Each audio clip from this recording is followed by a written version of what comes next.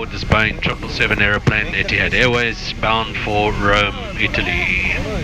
Some details of our flying this morning. The route is out across the Arabian Gulf and past Bahrain and through Saudi Arabia over Cairo, and then we head up past Malta into Rome, approaching Rome from the south and the east. Flying time is 6 hours, and we'll eventually be flying at an altitude of 10.5 kilometers above sea level. Ladies and gentlemen, if I can suggest, even if the seatbelt light has been switched off and you're in your seats, to keep your seatbelt fastened. This will stop you from being disturbed should you be resting, and if the crew need to move through, and make sure you are secure for some unforeseen turbulence. We don't expect any weather on the route, however, maybe some, as I said, light turbulence. We'll try and keep it as smooth as possible. We're not going to be speaking to you through the flight unless absolutely necessary, and Eric will be talking to you just before the descent into Rome, and he'll give you the latest update of weather. The forecast we have at the moment is some odd rain showers expected throughout the day or this afternoon in Italy. Well, do enjoy the flight with us, and we'll get you safely to your destination. Thank you for choosing Etihad Airways. Good morning.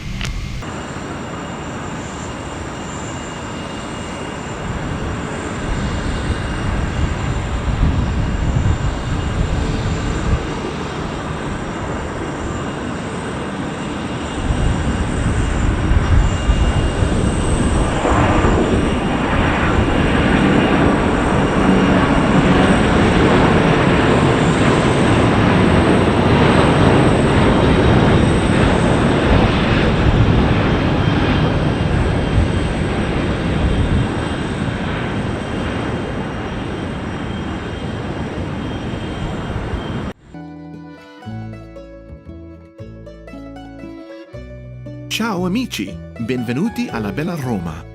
That's Italian for hello friends, welcome to beautiful Rome. Today we will continue our amazing journey throughout Rome, the Eternal City. No discussion about art and religion can be complete without a tour of Vatican City, where we can find St. Peter's Basilica, the Vatican Museums, and the Sistine Chapel. Vatican City, with its 1,000 residents, occupies less than a square mile, but has its own radio station, newspaper, post office, and even a small train station. It's been a sovereign state since 1929 and is the smallest independent city-state in the world. Vatican City may be small in geography, but it possesses immense global power. As the head of the Catholic Church, it is a strong influence in the daily lives of more than 1.2 billion people worldwide. The popes have lived here in Vatican City since the end of the 14th century. Then and now, the city-state is surrounded by a medieval wall which helps define its borders. Protecting the Pope at all times is the Swiss Guard. Do not let the uniform fool you. These are highly trained and skilled soldiers. As the name implies, the Swiss Guard are elite military personnel from Switzerland, and their uniforms were designed by Michelangelo. The centerpiece of Vatican City is St. Peter's Square, known as Piazza San Pietro here in Rome. It may not come as a surprise to know that this majestic square was designed by none other than Bernini, and is considered to be another of his architectural marvels. The columns or colonnades that create the majestic perimeter are crowned with the statues of 140 saints, all gazing down over the piazza. To the right of the basilica are the papal apartments. When in town, the Pope appears in a window here each Sunday to bless the faithful gathered here at St. Peter's. Dominating the piazza is the largest of all Christian buildings, St. Peter's Basilica. It is believed to stand on the spot where the Apostle Peter was buried after his crucifixion by the Romans. The Borghese Gardens are popular with Romans and visitors alike, just like this place, the always bustling Piazza Navona. It's a busy square where you can find street artists, outdoor cafes, restaurants, and gelato stands. It was designed by, you guessed it, Bernini, and built on the ruins of Emperor Domitian's Stadium. The crowning glory of the piazza is the Fountain of the Four Rivers, another Bernini design. It sounds more fascinating though when we call it by its Italian name, Fontana dei Quattro Fiumi. We can see four figures representing the four corners of the known world at the time. A short walk away is the iconic Pantheon, a pagan temple that became a church and is now a monument. The word Pantheon means all gods, and it's where the many gods of the empire were once worshipped. Its grand and imposing presence has symbolized Roman greatness since antiquity. The Pantheon is one of two monuments belonging to ancient Rome that has survived undamaged. It was completed in 27 BCE and is the best preserved building from the Roman Empire. It's also considered to be one of the greatest buildings in the history of European architecture. Proudly for the Romans, it's one of the few ancient buildings that have been in continuous use for more than 2,000 years, and is the burial place of kings, queens, and several painters, including Raphael. The Pantheon has been a source of inspiration to architects all over the world through the ages. And long before there was the Dome of St. Peter's, there was the Dome of the Pantheon. We hope you enjoyed traveling in the footsteps of time with us today, as we explore the many ways that Rome has earned its title as the Eternal City. Arrivederci!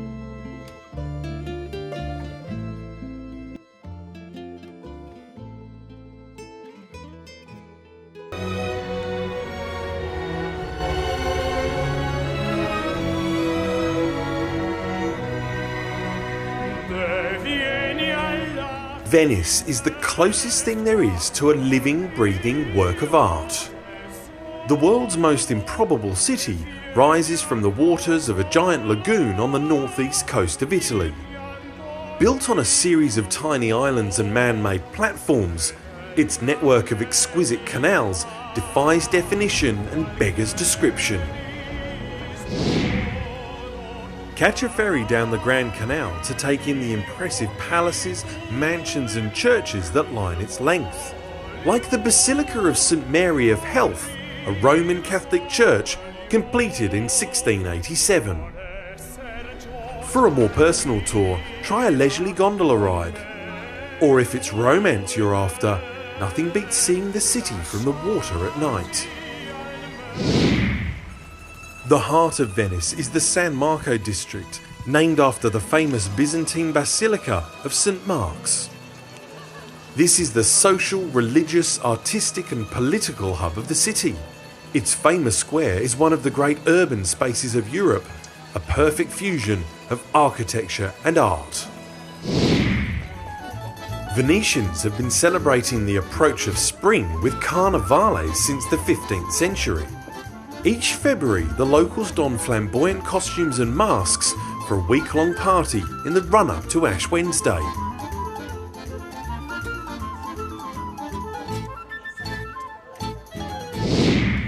International opera reputations are still made and lost at La Fenice, or the Phoenix. This grand theatre has lived up to its name by rising from the ashes of several fires.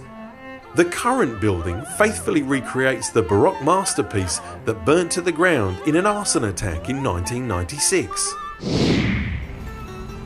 Venice is a lagoon city on the edge of the Adriatic Sea, so it's no surprise to find seafood dominating the local menus.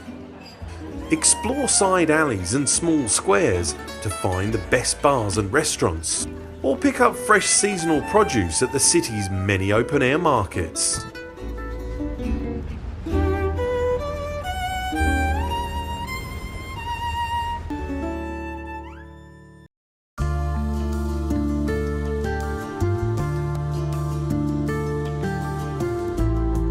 Tuscany is a legendary region in central Italy that stretches from the Apennine Mountains to the west coast, meandering through endless vineyards, medieval towns, and the impossibly beautiful cities of Florence, Siena, and Pisa.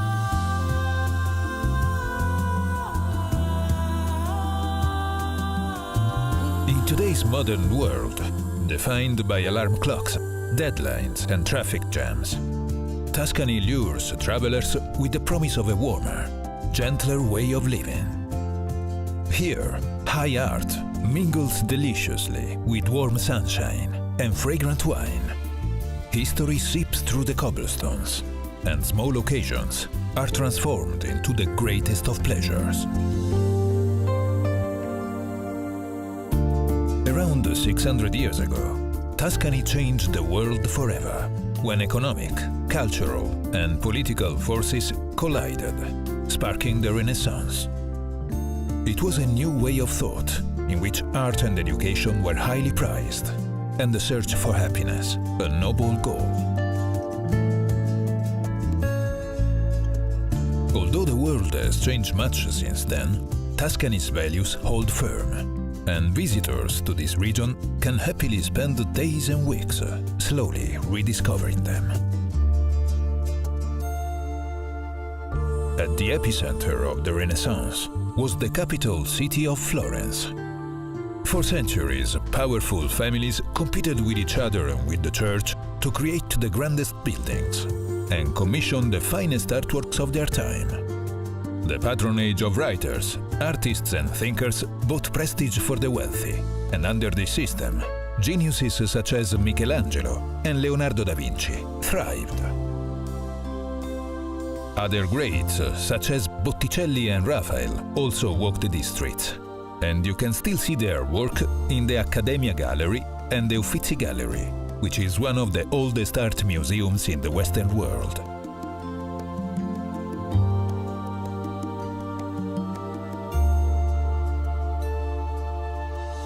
Florence's architecture also flourished under this system, and many of the great buildings from that time remain.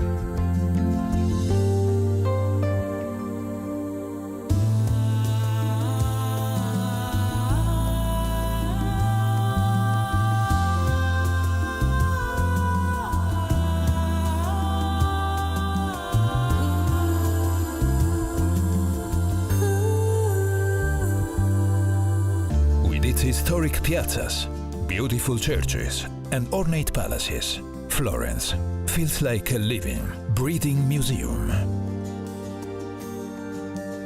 Florence isn't the only part of Tuscany that echoes with the gilded footsteps of history.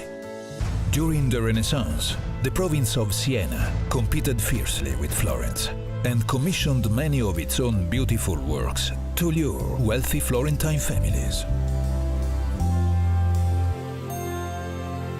Visit medieval hill towns such as Montichiello and Montalcino, which played a strategic role in generations of power struggles.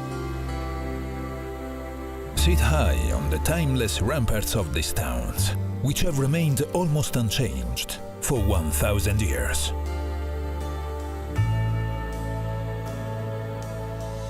Pisa, known around the world for its famous tower, is a wonderful place to discover on foot.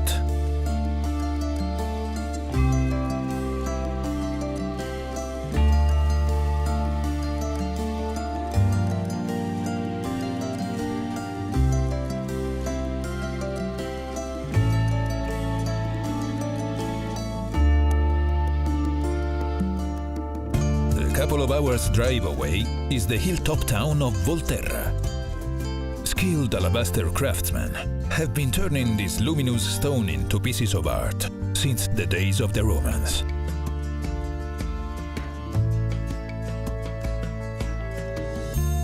But perhaps Tuscany's greatest artworks are those created by Mother Nature. With its warm thermal springs, unspoiled beaches, and wildflower-filled national parks, Tuscany's natural beauty has been seducing visitors since the days of the Romans.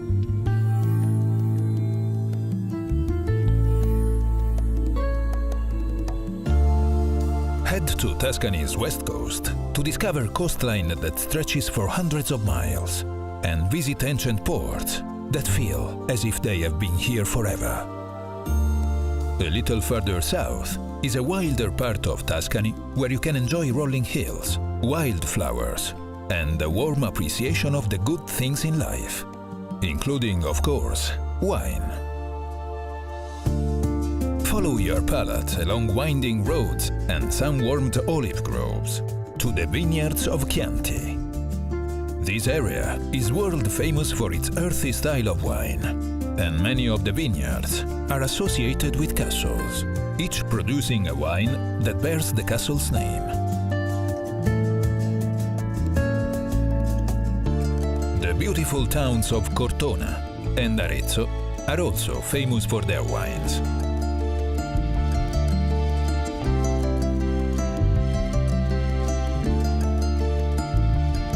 Pair your wine with Tuscany's famously simple food and linger over picnics created with seasonal ingredients, cheeses, and cured meats.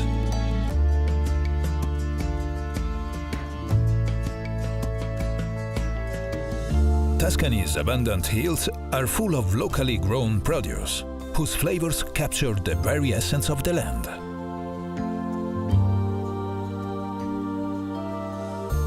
In the rest of the world, the Renaissance may now be a chapter in the history books. But in Tuscany, traces of that noble time remain. They linger in the gentle hills, the warm traditions, the grand art, and in the region's never-ending search for happiness.